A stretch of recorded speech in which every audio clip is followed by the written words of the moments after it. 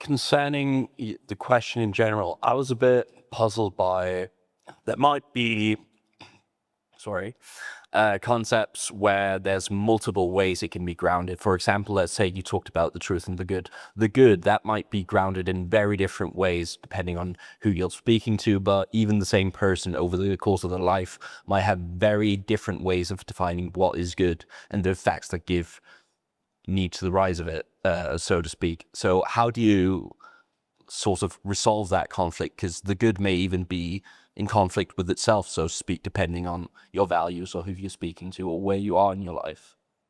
So good question. How do you know that something like, if you've got the concept of good, which a lot of people are going to disagree on the definition of, and how do you know whether you've observed the correct facts that give rise to this idea? And you even mentioned that, it might be that the good is in conflict with itself, like there's a contradiction in this conception or in someone's conception.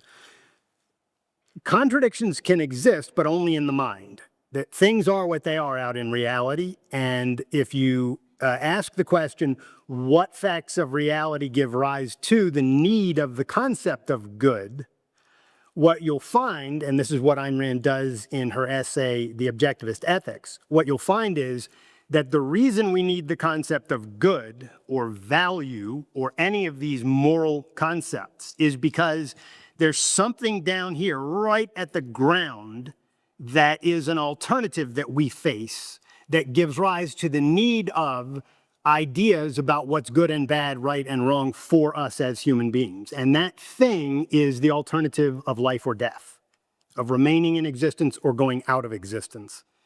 So if you're on the premise that either we're going to have reasons and underlying facts that connect an idea to reality in order to accept it as true and use it, or we're going to not use the concept or just say it's not a valid concept. So if that's your premise and that's my premise, then you would say, look, I'm only going to use this concept if I know how I can connect it to reality.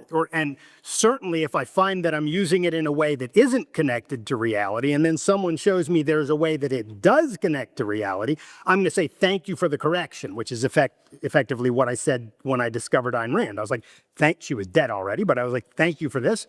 Now I know what this term actually means, right? Because I was brought up in a household where good meant sacrificially serving other people. But if you ask the question, what facts of reality give rise to the need to self-sacrificially serve other people, you will find that there are no facts of reality that give rise to the need of that. Not one. So it's not the case that you can have rational disagreements ultimately about whether or not good should mean giving up your values or pursuing values. I would say, and Rand's whole point is that no, the whole reason we need the concept of good or value or morality is to come up with life-serving values and life-serving actions and life-serving institutions, because life is what it is all about. That's what gives rise to it. It's what makes values possible and necessary. On the other hand, altruism, which we were all raised with, says the opposite. It says, no, life is not the standard. The standard is giving up. It's loss.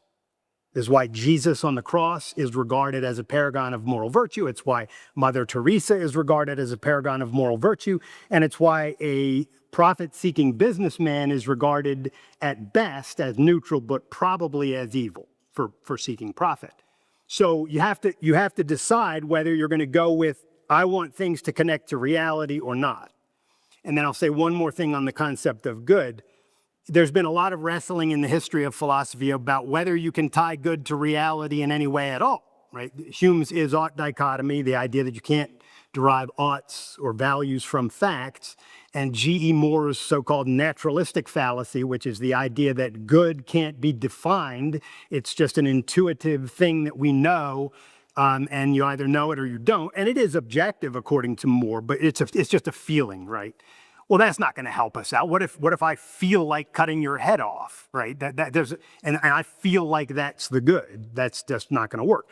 We need to ask what facts give rise to the need of these concepts. And if we do, then we keep our concepts connected to reality. That's the means of doing it.